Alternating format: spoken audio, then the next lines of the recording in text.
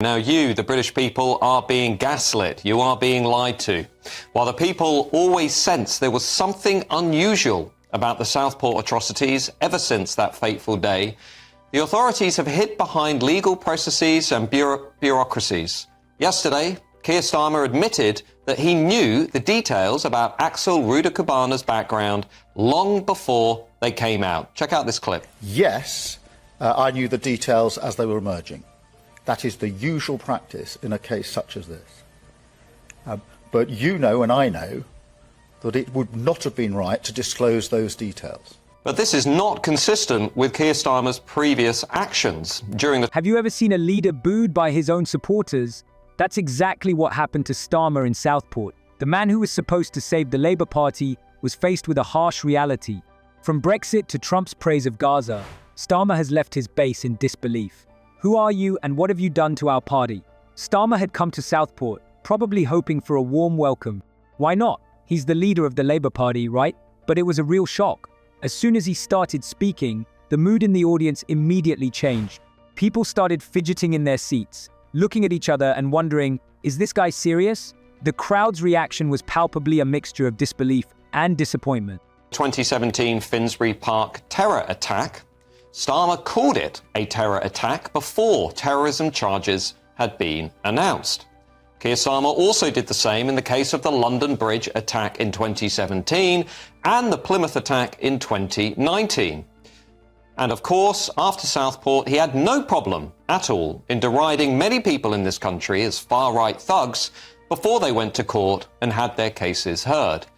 Yesterday, he appealed to contempt of court laws for not releasing the information about Southport earlier. Check it out. Are not just my choices, though it is a choice I would make, it is also the law of the land. That is why I couldn't disclose the details.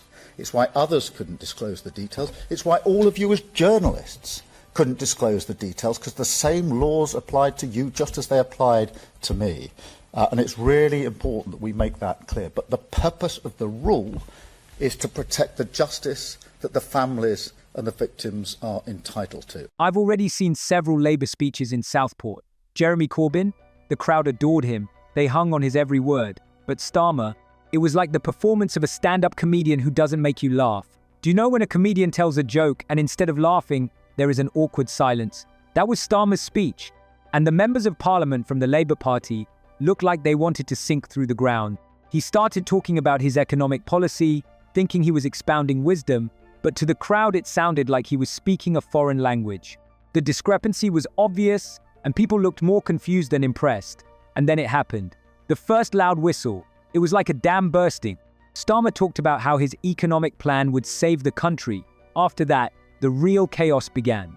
The atmosphere quickly turned from uncomfortable to openly hostile. One could sense the disappointment coming from the audience. But if it applies to Southport, why didn't this apply to 3 other terror attacks, as well as those protests? We're now, of course, hearing reports that CPS pressured Merseyside police not to release details about the suspect.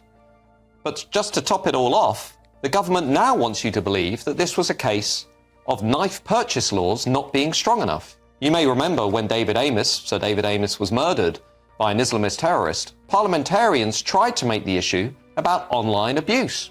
Let's just be nice to one another. Well, the same thing is happening now.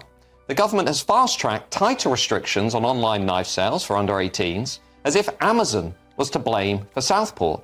Writing in The Sun today, the Prime Minister called Axel Rudikubana a 2-click killer.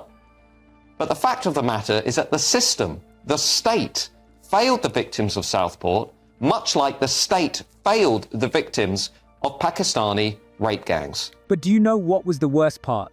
Starmer looked genuinely shocked. It was as if he couldn't believe that his own supporters had turned away from him so abruptly. It's almost sad. Almost, because, let's be honest, it's all his fault. He seems to have forgotten the main rule for a politician to know his audience. And, God, how he missed in Southport. The whole event turned out to be a complete failure from the very beginning to the end. It was like a spectacle that made you wonder how someone could soar so high in politics and then collapse so spectacularly. Starmer came in thinking he was the star of the show, but left looking more like the victim of an unsuccessful prank. Do you remember when Starmer talked about a second referendum? It was just a temporary occurrence. Labour are promising a much better Brexit deal with the EU if the party gets into power, according to new claims from Keir Starmer. Starmer told the FT that almost everyone recognises that the deal that Johnson struck is not a good deal.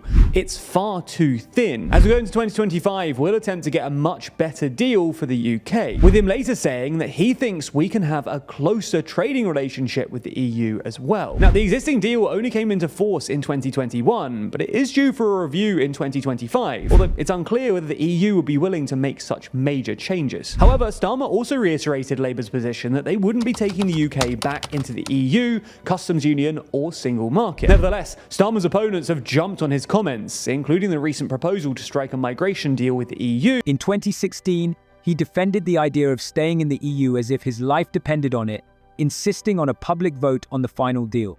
But in Southport, he suddenly started talking in a completely different way. He seemed to have forgotten everything he was fighting for. In Southport, Starmer said that the Labour Party needs to abandon Brexit.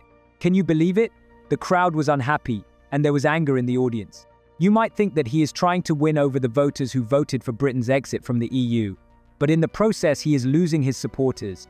The Labour Party, which advocates remaining in the EU, was furious. It looks like Starmer stabbed them in the back, and worst of all, he doesn't even seem to realise it. One of my biggest criticisms of the Conservatives since Brexit was finally delivered is we haven't really diverged at all, have we?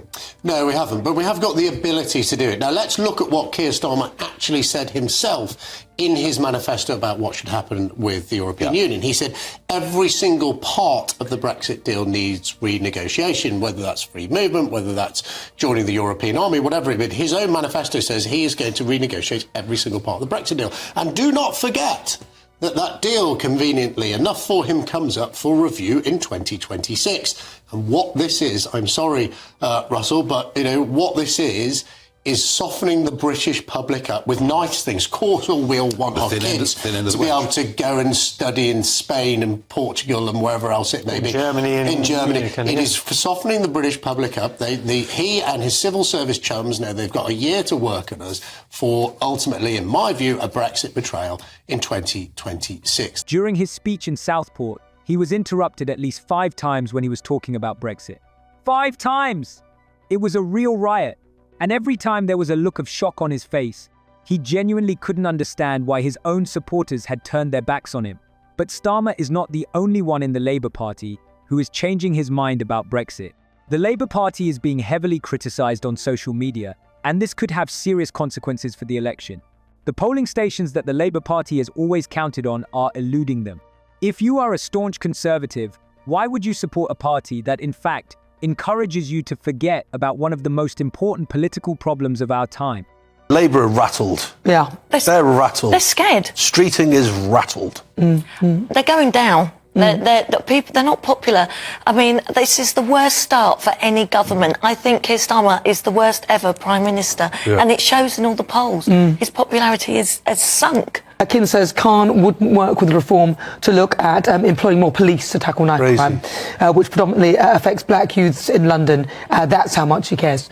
So that was what it was. So instead of dealing with the issue and saying, we all need to work together, this politicking comes into play once again. Yeah, I think it's a bad characteristic to be stubborn in politics. I really do. I think sometimes you need to deal with a cross-party approach. But just to be so principled, I think it's a misguided principle, but just to be so principled to say, reform, I don't want anything to do with it. I think that's so counterproductive. Well, it's actually pathetic, and it's not what he should be saying or doing at all. But I'm afraid that man, for me, another one that I think is an absolutely appalling person. We are talking about key constituencies that have been a Labour stronghold for many years and may now be under threat. And all this is due to the fact that Starmer does not seem to be able to decide on a position on Brexit. But what is really behind such a sharp turn? Is this just Starmer's attempt to please everyone at once? Or is there more going on behind the scene? As soon as you think that Starmer won't be able to deepen his problems, he starts praising Donald Trump. Yes, you heard right. The same Trump whom the Labour Party has criticised for many years. It's like Starmer's attempt to rewrite Labour's entire foreign policy overnight. But why would he do that? He starts talking about Trump, and instead of acting professionally or criticising him like his predecessors did, he starts praising his role in Gaza. This is the same Trump who has become a nightmare for international relations. And Starmer behaves as if he is some kind of peacemaker. What was going on in his head? Did he really think that this would make him a genius at diplomacy? In fact, it had the opposite effect. Labour supporters are furious. They feel that Starmer has forgotten everything the party stands for. Share your thoughts in the comments. See you later.